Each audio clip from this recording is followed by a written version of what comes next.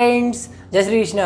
तो आज इस वीडियो में आपको बताऊंगा सीबीएसई बोर्ड के फिजिक्स के लिए 5 मोस्ट इंपॉर्टेंट क्वेश्चंस। फ्रेंड्स, ये क्वेश्चन इस साल के लिए मोस्ट इंपॉर्टेंट क्वेश्चंस हैं जो कि हमारे sir doctor Amit Gupta sir and मैंने काफ़ी एनालिसिस के द्वारा सेलेक्ट किए हुए हैं। एंड इन क्वेश्चंस को मैं आपको साथ में एक ब्रीफ एक्सप्लेनेशन भी बताऊंगा। तो फ्रेंड्स, देखते हैं हमारे फर्स्ट इंपॉर्टेंट क्वेश्चन। फ्रेंड्स, ये क्वेश्चन है, इस क्वेश्चन में 3 सब क्वेश्चंस भी हैं। पहला है what is meant by electric dipole moment, right it's SI unit. Electric dipole moment से आप क्या समझते हैं और इसकी एसआई यूनिट क्या होती है। तो फ्रेंड्स, इलेक्ट्रिक डाइपोल मोमेंट, इसका फॉर्मूला क्या होता है? इसका फॉर्मूला होता है Q इंटू डी। फ्रेंड्स, इससे डायरेक्ट पता चल रहा है Q इंटू डी। तो क्या होता है? चार्ज एंड उन दोनों के बीच में, दो चार्ज के बीच में जो सेपरेशन है उसका प्रोडक्ट जो होता है वो इलेक्ट्रिक डाइपोल मोमेंट होता है। तो फ्रेंड्स, आप इससे डायरेक्ट फॉर्मूले से डायरेक्ट इसकी डेफिनेशन लिख सकते हैं और इसकी यूनिट क्या होगी? Right it's SI unit. SI unit क्या होती है? चार्ज की होती है कूलम एंड डिस्टेंस की होती है मीटर। तो फ्रेंड्स, यहाँ से इसकी एसआई यूनिट भी क्या हो गई? Coulomb metre. अब नेक्स्ट क्वेश्चन क्या है हमारा? What are electric field lines. Electric field lines क्या होती हैं? Write its properties.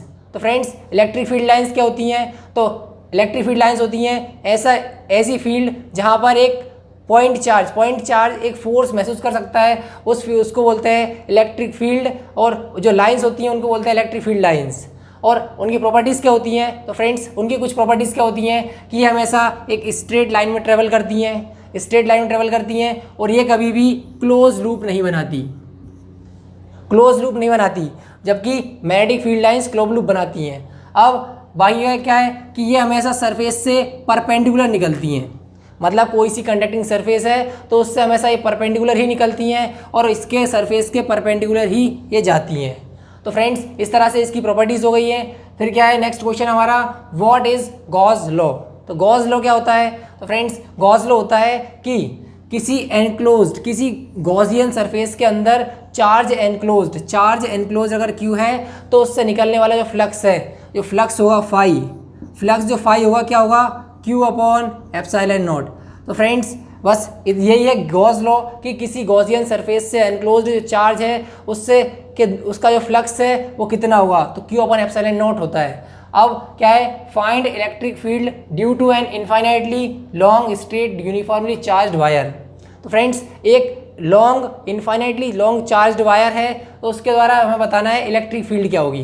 तो फ्रेंड्स, इसको सॉल्व कैसे करेंगे? तो फ्रेंड्स, इसमें आपको कुछ नहीं, एक इनफाइनाइट वायर मानना है। इसमें आपको गॉस लॉ के हिसाब से सॉल्व करना है। गॉस लॉ से एक ऐसे मानना है कि एक गॉसियन सरफेस होगी, इस तरह से इसके एनक्लोज चार्ज कुछ होगा तो उसके द्वारा इलेक्ट्रिक फील्ड किसी पॉइंट पर हम निकाल लेंगे। तो फ्रेंड्स, ये इलेक्ट्रिक फील्ड आती है, ये इलेक्ट्रिक फील्ड हमारी निकल के आती है 2k lambda by are. Are क्या है? डिस्टेंस उस वायर से कि कितनी डिस्टेंस पर इलेक्ट्रिक फील्ड निकाल रहे हैं।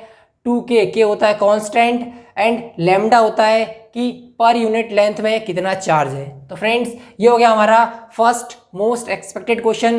देखते हैं हमारा सेकंड मोस्ट एक्सपेक्टेड। इन सभी क्वेश्चंस का डिटेल्ड एक्सप्लेनेशन मैंने नीट मेंटर ऐप में दिया हुआ है एंड उसकी लिंक जो है इस वीडियो की डिस्क्रिप्शन बॉक्स में दी हुई है। आप उस ऐप पर जाकर के 12th CBSE बैच को आप क्लिक करेंगे तो आपको सारा है मेरा हैंड रिटन मिल जाएगा आपको एंड आप देख सकते हैं कि कैसे आपको लिखना है, कैसे किसी इन क्वेश्चंस को सॉल्व करना है। तो देखते हैं नेक्स्ट क्वेश्चन। देखते हैं सेकंड एक्सपेक्टेड क्वेश्चन। फ्रेंड्स, ये पहला क्वेश्चन है, उसमें दिया हुआ है explain one D graph generator with diagram. तो one D graph generator diagram से बताना है। तो फ्रेंड्स, जो वन डी ग्राफ जनरेटर है ये किस प्रिंसिपल के ऊपर वर्क करता है? तो फ्रेंड्स, ये वर्क करता है कि एक कंडक्टिंग स्फीयर जो होता है उसके अंदर कहीं भी चार्ज नहीं होता, उसकी सरफेस पे होता है सिर्फ चार्ज जो है सिर्फ सरफेस पे होता है। तो फ्रेंड्स, इसी प्रिंसिपल के ऊपर वन डी ग्राफ जनरेटर काम करता है कि जो कंडक्टिंग स्फीयर है उसके अंदर चार्ज नहीं होता है, उसके सरफेस पे होता है। तो इसी प्रिंसिपल के ऊपर जो one D graph generator work करता है। अब क्या है second question? Obtain the formula for electric potential energy of electric dipole in an external electric field. External electric field में हमें पोटेंशियल एनर्जी बताना है डाइपोल की। तो फ्रेंड्स, इसको कैसे करेंगे? तो फ्रेंड्स, हमें पता है कैसे करेंगे, सॉल्व करेंगे इसको। तो पहले हमें पता है कि टॉर्क इक्वल्स हमारा क्या होता है, P क्रॉस E होता है। फ्रेंड्स P क्रॉस E होता है, जब हम इसका इंटीग्रेशन करेंगे तो क्या आएगा हमारा यहाँ से आएगा वर्क निकल के आएगा P cos theta 1 minus cos theta 2। Friends जब हम इसका इंटीग्रेशन करके सॉल्व करते हैं तो हमारा वर्क निकल के आता है। जब वर्क में हम देखते हैं पोटेंशियल एनर्जी को, पोटेंशियल एनर्जी निकालते हैं यहाँ से, तो पोटेंशियल एनर्जी हमारी निकल के आती है, ये आती है minus PE cos theta. Friends जब वर्क को सॉल्व करते हैं कि हम 90 डिग्री पर पोटेंशियल 0 मानते हैं, तब इसको हम सॉल्व करते हैं तो हमारे पोटेंशियल एनर्जी का, डाइपोल की पोटेंशियल एनर्जी का जो फॉर्मूला आता है वो हमारा निकल के आता है minus PE cos theta. Friends अब क्या है हमारा third, right 4 electrostatics properties of conductor की 4 इलेक्ट्रोस्टैटिक्स प्रॉपर्टीज बताना है। तो फ्रेंड्स इलेक्ट्रोस्टैटिक प्रॉपर्टीज कैसी, जैसे कि हमारा पता है कि कंडक्टर जो होता है, कंडक्टर के अंदर इलेक्ट्रिक फील्ड 0 होती है। तो फ्रेंड्स ये हो गई हमारी फर्स्ट इलेक्ट्रोस्टैटिक प्रॉपर्टी। सेकंड क्या होती है कि जैसे कोई सी सरफेस हो गई, पहली तो क्या है कि इसके अंदर इलेक्ट्रिक फील्ड 0 होती है, इस कंडक्टर के अंदर इलेक्ट्रिक फील्ड 0 होती है। सेकंड क्या है कि किसी भी कंडक्टर की सरफेस से अगर कोई सी इलेक्ट्रिक फील्ड निकल रही है तो वो हमेशा परपेंडिकुलर निकलती है, और अगर वो इसके अंदर जा रही है तो हमेशा परपेंडिकुलर ही उस सरफेस के अंदर जाती है। तो ये सेकंड इलेक्ट्रोस्टैटिक प्रॉपर्टी हो गई है। थर्ड हम क्या बता सकते हैं कि कंडक्टर के अंदर जैसे स्फीयर है तो उसके अंदर जो पोटेंशियल होता है, उसकी सरफेस एंड उसके अंदर कहीं भी देखें तो उसका पोटेंशियल हमेशा कांस्टेंट रहता है, जितना सरफेस के ऊपर है उतना ही उसके अंदर होगा।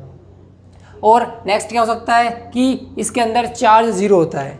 कंडक्टर के अंदर कंडक्टिंग सरफेस के ऊपर चार्ज होता है, उसके अंदर चार्ज नहीं होता है। तो इस तरह से हम 4 प्रॉपर्टीज लिख सकते हैं कंडक्टर की। फ्रेंड्स ये हो गया हमारा सेकंड एक्सपेक्टेड क्वेश्चन। देखेंगे हम third most expected question. Friends इसमें भी 3 सब क्वेश्चंस हैं। जैसे पहला क्या है, व्हाट इज रेसिस्टिविटी। तो रेसिस्टिविटी क्या होती है फ्रेंड्स, रेसिस्टिविटी इसको रो बोलते हैं, रो क्या होता है, रो किसी भी मटेरियल की एक स्पेसिफिक प्रॉपर्टी होती है। एंड आगे क्या बोल रहे हैं, what is the effect of temperature on resistance के ऊपर टेम्परेचर का इफेक्ट क्या होता है। तो फ्रेंड्स इसका डायरेक्ट फॉर्मूला क्या होता है, R equals to R0 bracket 1 plus alpha del T.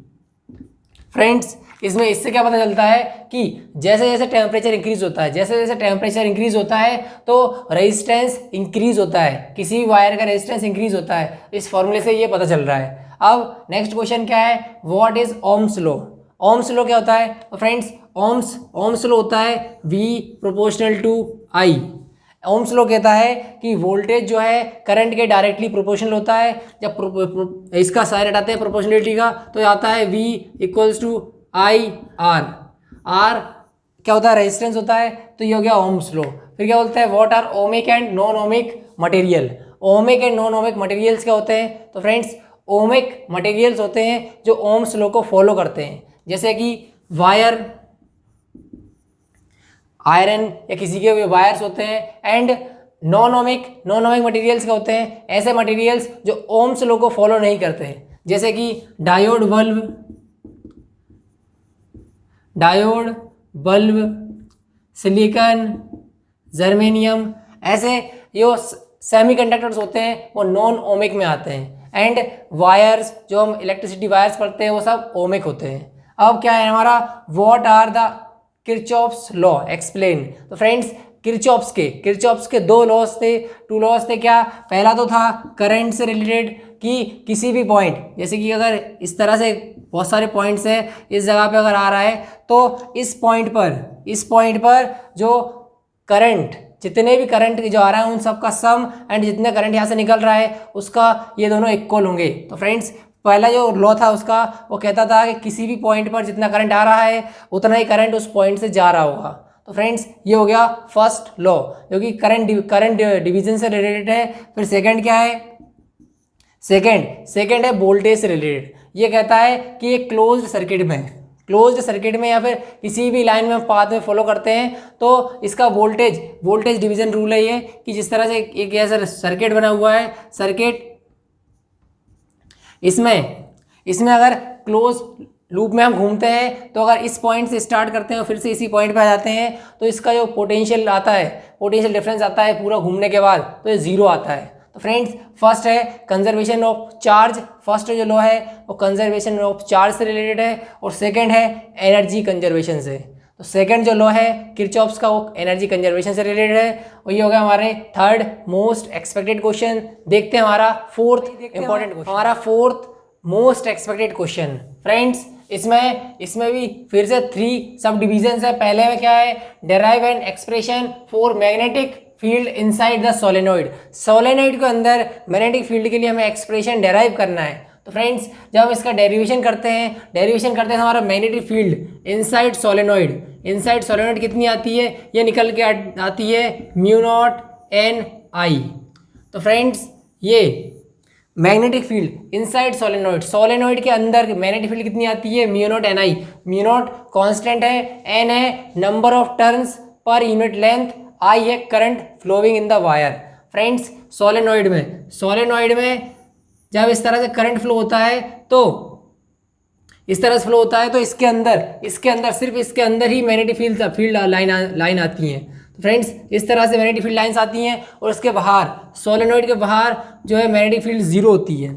तो फ्रेंड्स इस तरह से इसका डेरिवेशन आता है। और हमारा नेक्स्ट क्वेश्चन क्या है, what is the magnetic dipole moment of an revolving electron and gyrometric ratio. तो फ्रेंड्स ये बोल रहे हैं कि एक रिवॉल्विंग इलेक्ट्रॉन है, एक इलेक्ट्रॉन रिवॉल्व कर रहा है, तो उसका मैग्नेटिक डाइपोल मोमेंट क्या होता है।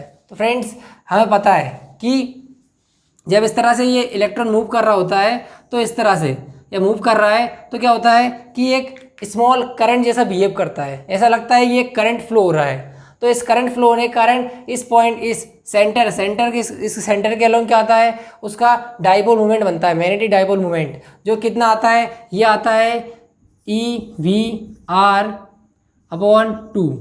जब हम इसको सॉल्व करते हैं, इसका करंट लेकर हम सॉल्व करते हैं, तो इसका मैग्नेटिक डाइपोल मोमेंट कितना आता है, EV/2।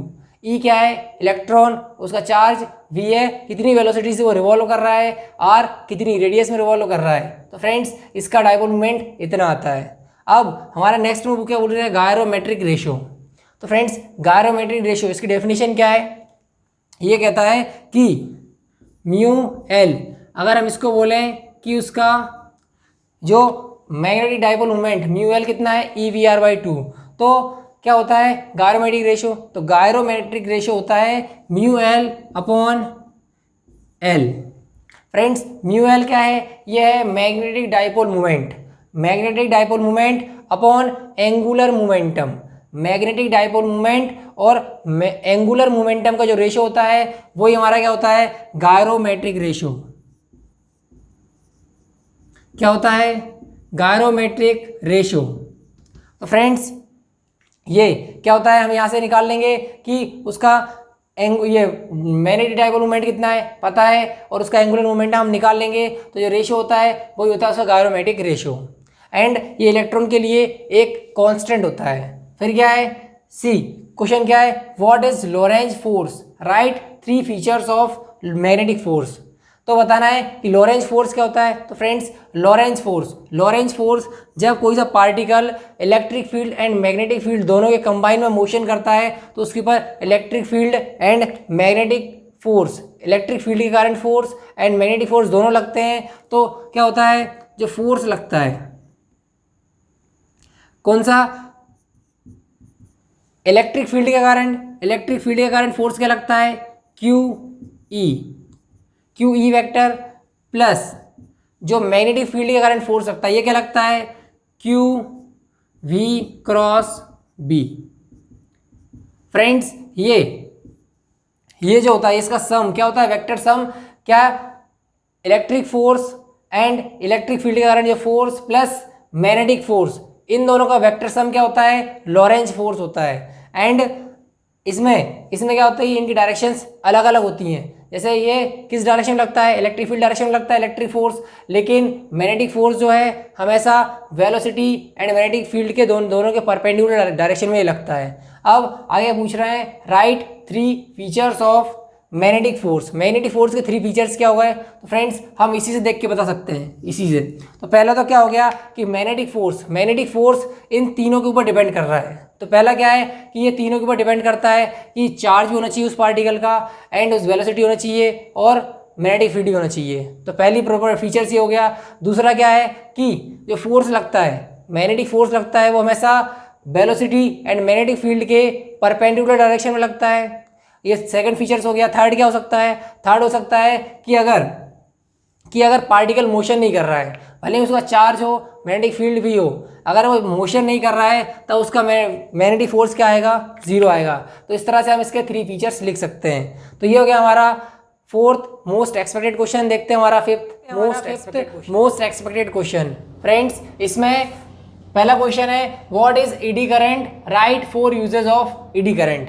तो फ्रेंड्स ईडी करंट क्या होता है और उसके 4 यूजेस क्या होते हैं? तो फ्रेंड्स इसका 4 यूजेस क्या होते हैं? इसमें से पहला क्या होता है? एक तो होता है ब्रेक्स।